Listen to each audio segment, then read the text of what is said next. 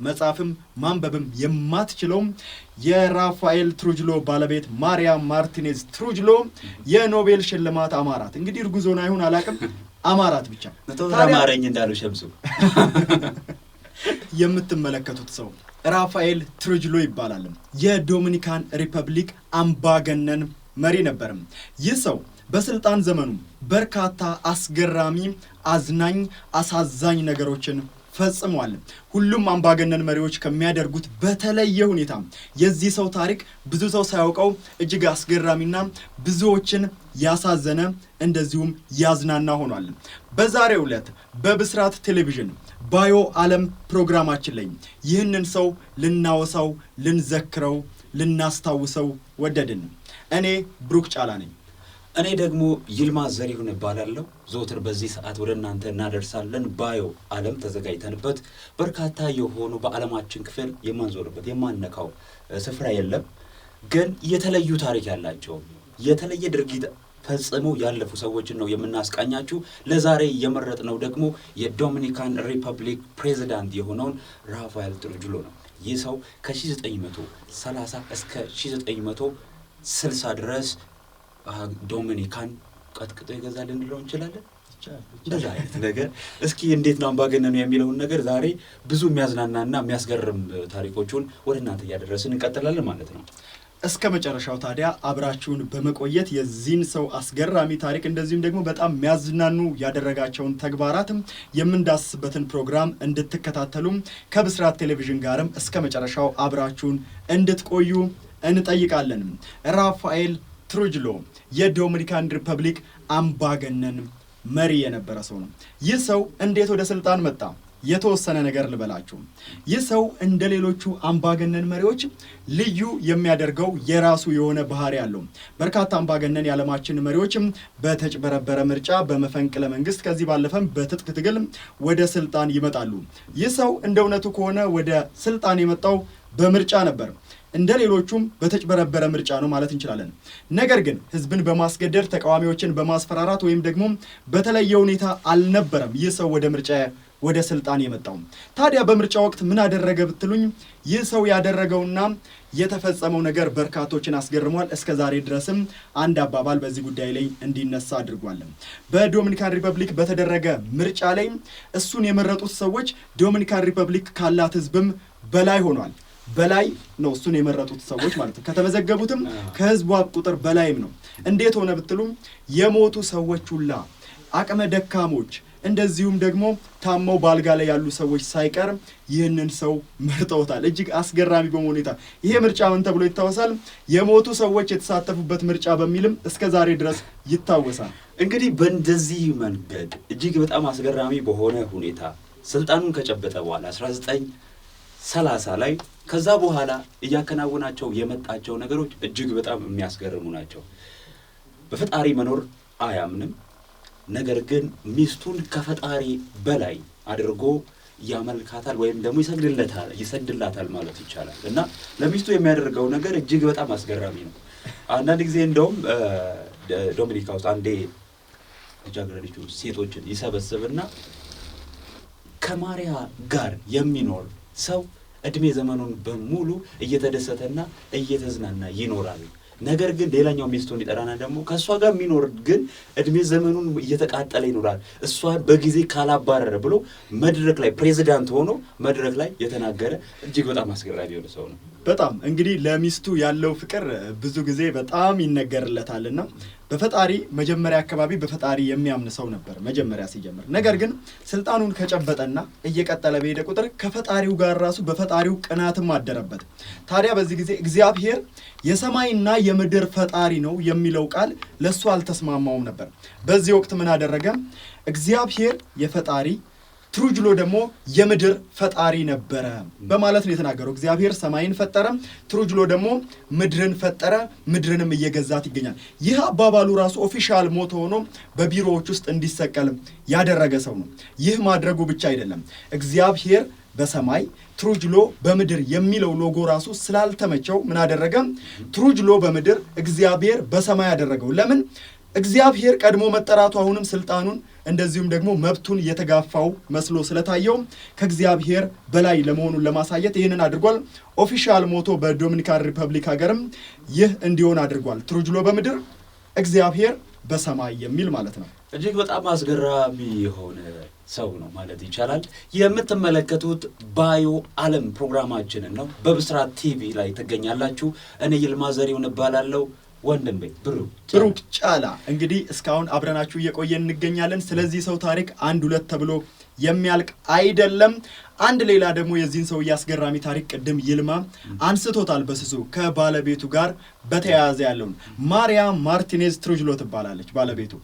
ይልማ ጠቅሷታል ቅድም። እናም እቺ ባለቤቱን እሱ ፈሪሃ እግዚአብሔር የሌለው ሰው ሆኖ ሳለ እቺም ባለቤቱን ግን በጣም ይወዳት በጣም ያከብራት እንደ ፈጣሪውም ይመለከታት ነበር። እሷ ብላ ማይፈጸም ነገር የለም። እንግዲህ ሁሉ አማራሽን ገበያ አታውጡት እንደሚባለው እቺ ሰው ደግሞ ስልጣን ላይ ከወጣች በኋላ እንደ ሕፃን ልጅ ማያምራት ነገር የለም። ሁሉም ነገር ነው የሚያምራት። ያየችው ያምራታል፣ የሰማችው ያምራታል። ሁሉ ነገር በዓለም ላይ ያለው ነገር ሁሉ ለሷ እንዲሆን የምትመኝ አምባገነን ባሏም ይሄንን ለሷ ለማድረግ ወደ ኋላ የማይል ሰው ነበር። በነገራችን ላይ እንደውም በሳምንት አንድ ጊዜ የተለያዩ አርቲስቶች የኮሜዲያን በተለይ ደግሞ ወደ ቤተ መንግስት ይጠሩና ይጋበዙና የኮሜዲ ስራዎቻቸውን እንዲያቀርቡ ይደረጋሉ። በጣም ስህተት መፈጠር የለበትም። እቺ ሴት ተከፋች ማለት አለቀ። እሱም የሚወስነው ውሳኔ ከባድ ስለሆነ በተቻላቸው አቅም የሆነ የሚያስደስት የሚያዝናና ነገር ይዘው መቅረብ ነበረባቸው። አንድ ወቅት ላይ ግን ስህተት ይፈጠራል። ስህተቱ በጣም የሚያስገርም ነው እና ማሪያ አልሳቀችም። በኮሜዲ ስራ አልሳቀችም። ኮስታራው ልጅ ከዛ በኋላ በኮሜዲ ሊያቀርቡ የመጡት አርቲስቶች ወይም ኮሜዲያኖች በሙሉ አንድ ውሳኔ ተወሰነባቸው። እጅግ በጣም የሚያሳዝን ውሳኔ። ያ ውሳኔ ምንድነው? እርስ በርሳቸው በሽመል እንዲገራረፉ ማለት ነው። እና እቺ ሴት ይህን ሀልም የማድረግ አቅም ነበራት። ከኋላው ያለው ደግሞ ፕሬዚዳንቱ ትሩጅሎ ስለነበረ ታዲያ የዚህ ሴትዮ ታሪክ ተነግሮ ያልቅ። ይህ ታሪክ የአምባገነን መሪ ብቻ ሳይሆን የታሪክ አዝናኙና አሳዛኙ የዓለም ታሪክ አንዱ ክፍል ነው። ሰውየው የሚፈጽማቸው ተግባራት ዛሬም ድረስ የሚነገሩ ናቸው፣ የሚያነጋግሩም ጭምር።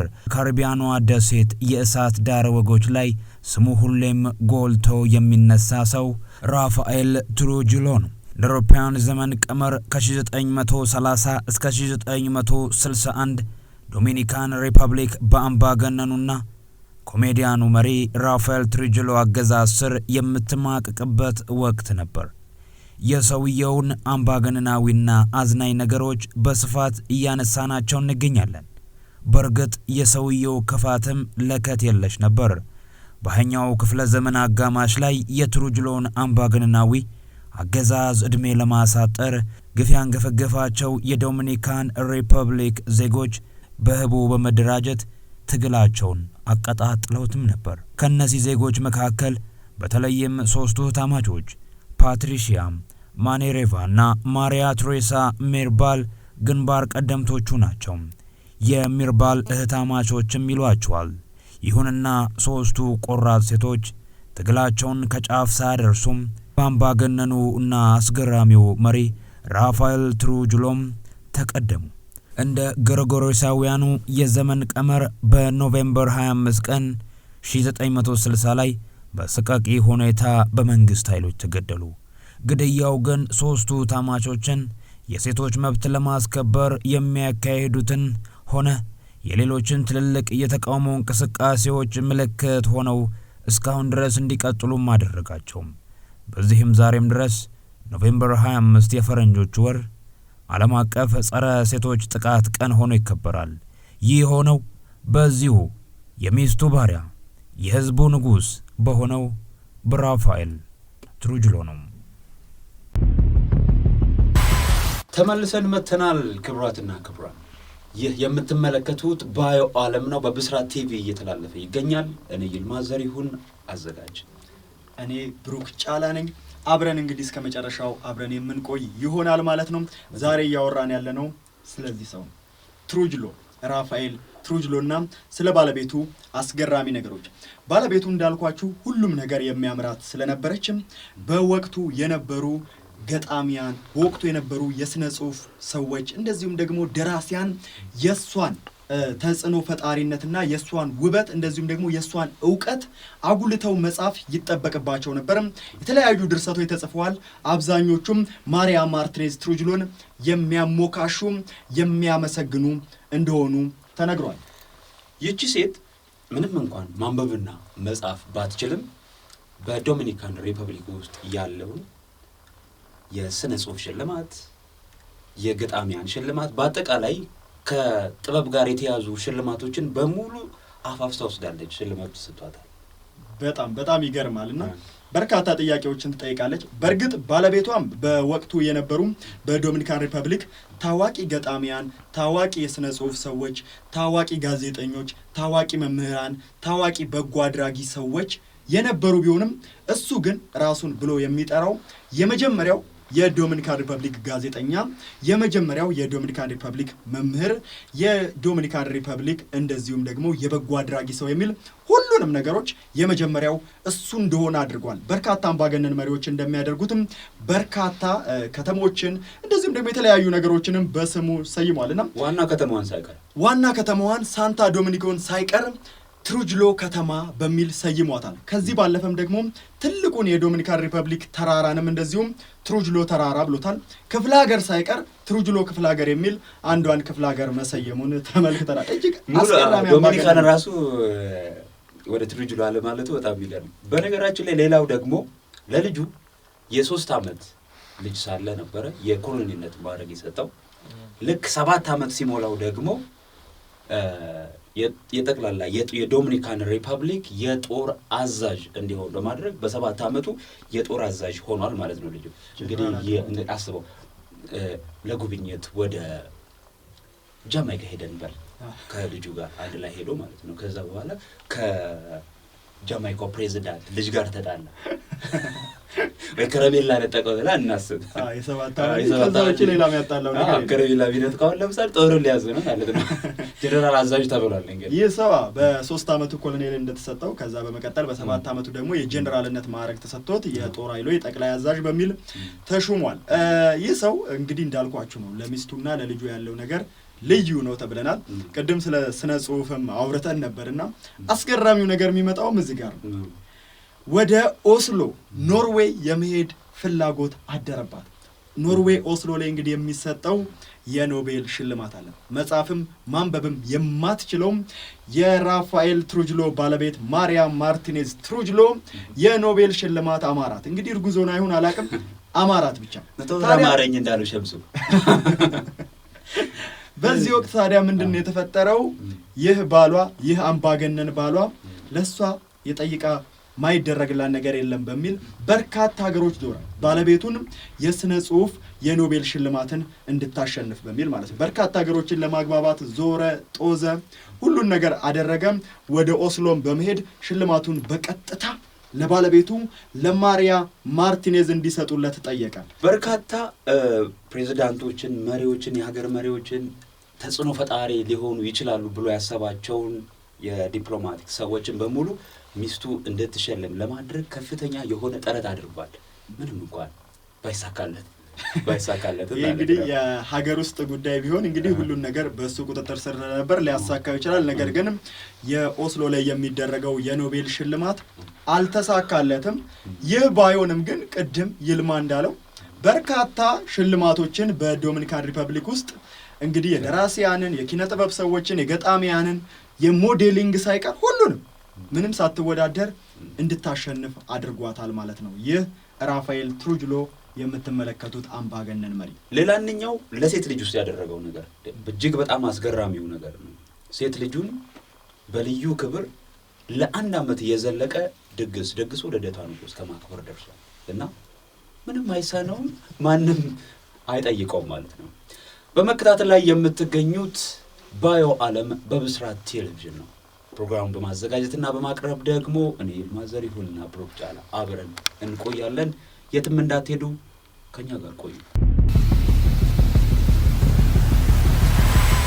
ተመልሰናል። ክብራትና ክብራን በመከታተል ላይ የምትገኙት ባዮ ዓለም ዝግጅታችንን ነው በብስራት ቴሌቪዥን። እኔ ይልማ ዘሪሁን እንዲሁም ብሩክታላ አብረናችሁ እንገኛለን ማለት ነው። እስካሁን ድረስ እያወራን የምንገኘው በዓለማችን ላይ ከታዩ እጅግ አምባገነንና አስገራሚ ከሆኑ መሪዎች መካከል አንዱ የሆነውን የዶሚኒካን ሪፐብሊኩን ፕሬዚዳንት ራፋኤል ትሩጅሎን ነው። ብዙ ነገር እያለን የመጣ ነው፣ እያገባደደን ነው። ራፋኤል ትሩጅሎ ጥቁር ነው በአያቱ፣ ነገር ግን ለጥቁሮች ከፍተኛ የሆነ ጥላቻ አለ። በዚህም የተነሳ ብዙ አነጋጋሪ ነገሮች ተናግሯልና እስኪ እነሱን እናንሳቸው ደግሞ። ይህ እንግዲህ 11 ሚሊዮን ህዝብ ያላትን ዶሚኒካን ሪፐብሊክን እንግዲህ ቀጥቅጦ የመራው ራፋኤል ትሩጅሎ አያቱ የዘር ግንዳቸው ከጥቁር ሄይቲ ቤተሰብ የመጣ ነው።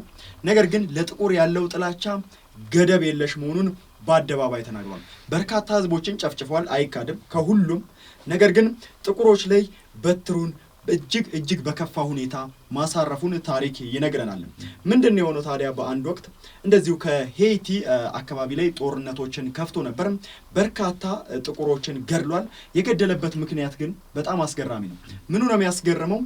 ምንድነው ይላል፣ የዶሚኒካን ሪፐብሊክ ሰዎች በጣም እየጠቆሩብን ነው፣ ከአየሩ ይሁን ከምንበላው ምግብ ይሁን አይታወቅም፣ ግን ወደ መጥቆር እየሄዱ ነው። ይሄ ደግሞ አስግቶኛል። ስለዚህ ጥቁሮችን በተቻለኝ አቅም እርምጃ ወስጄ አጠፋቸዋለሁ።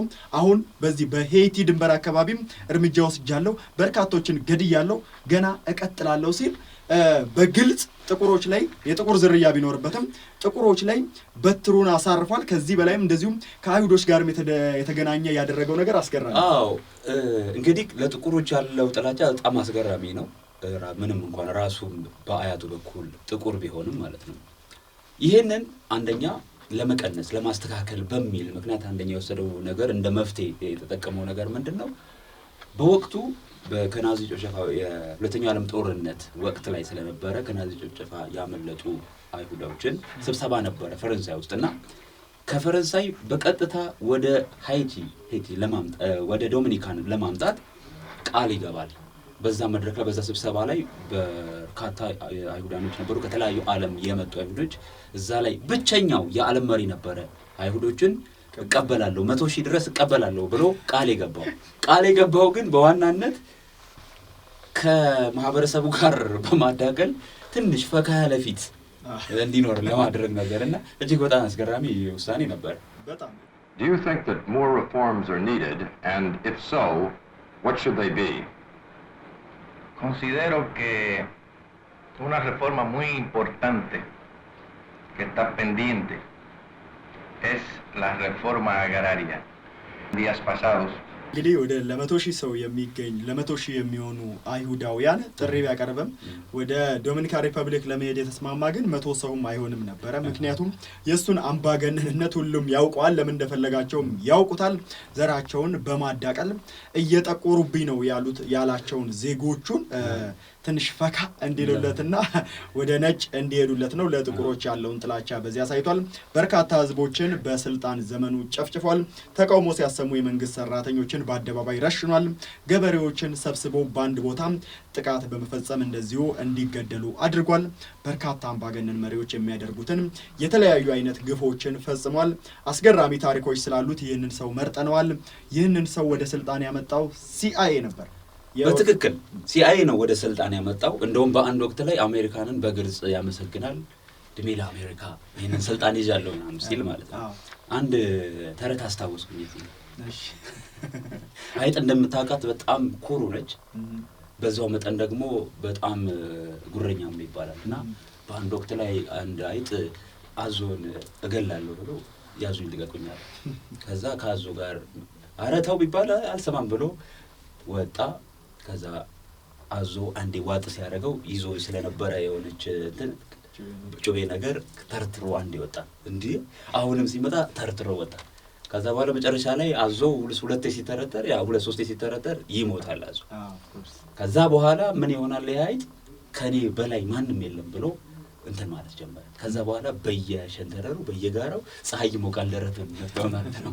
አረታው ቢባልም አረ ጭሩል ይወስዳል ቢባልም ምንም ሊሰማ አልቻለም። መጨረሻ ላይ አንድ ወቅት ፀሐይ የሞቀ እንትን ላይ ድንጋይ ላይ ሆኖ አንድ ጩሌ መጥቶ ወሰደው። ከዛ አረ ቃይን መሳሪያ ይላቀብኝ ይላል የትንኛውን እና የዶሚኒካ ሪፐብሊኩም ትርጅሎም በመጨረሻ ላይ የአምባገነን ስርዓቱ ምክንያቱም ምድሩ ላይ እንደፈለገ ማድረግ ሲችል በአለም ላይም የፈለገውን ነገር ማድረግ የሚችል መሰለውና ከታላቋ አሜሪካ ጋር ተጣላ ለዛውም ስልጣኑን ከሰጡት በትክክል እንግዲህ በምርጫ ነው ቅድም ስንገባ በምርጫ ስልጣን መያዙን ነግረናቸዋልና በምርጫው ወቅት ከተመዘገቡትና ከዶሚኒካ ሪፐብሊክ በላይ ሰው እንደመረጠው አድርጎ ወደ ስልጣን ቢመጣም አሜሪካ ይህ ነፃና ፍትሃዊ ነው ስትል ነበር የደገፈችበት ምክንያቱም ብሔራዊ ጥቅሟ ጋር አያይዛ እንደዚሁም ደግሞ ጎረቤት ሀገራትም ስለመሆኑ የካሪቢያን ሀገራት እንደመሆናቸው መጠን በርካታ ጥቅሞችን ስለምትፈልግ ፈቅዳለን ነበር።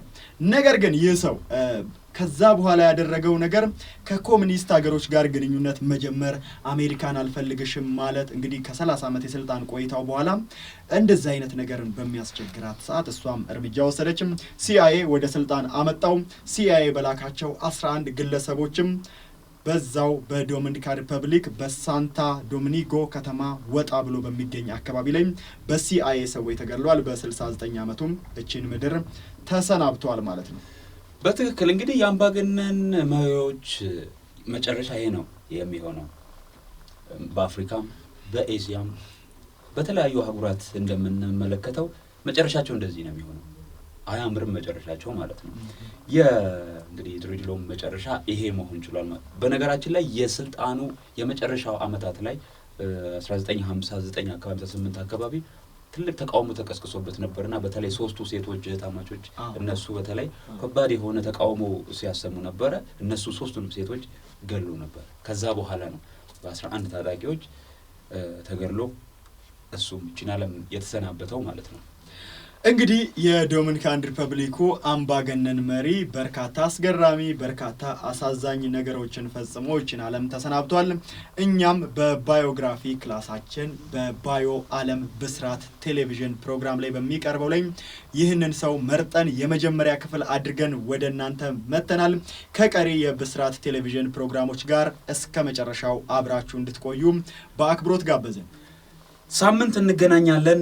ሳምንት ደግሞ አዲስ የተለየና እጅግ በጣም ትገረሙበታላችሁ ብለን የምናስበውን አንድ ግለሰብ ነገር ግን ትልቅ ተጽዕኖ መፍጠር የሚችል ግለሰብ ማንነቱን ወደ እናንተ እናደርሳለን። እስካሁን አብረናችሁ የቆየነው እኔ ይልማ ዘሪሁንና ብሩክ ጫላ ነበርን። መልካሙን ሁሉ ተመኘንላችሁ።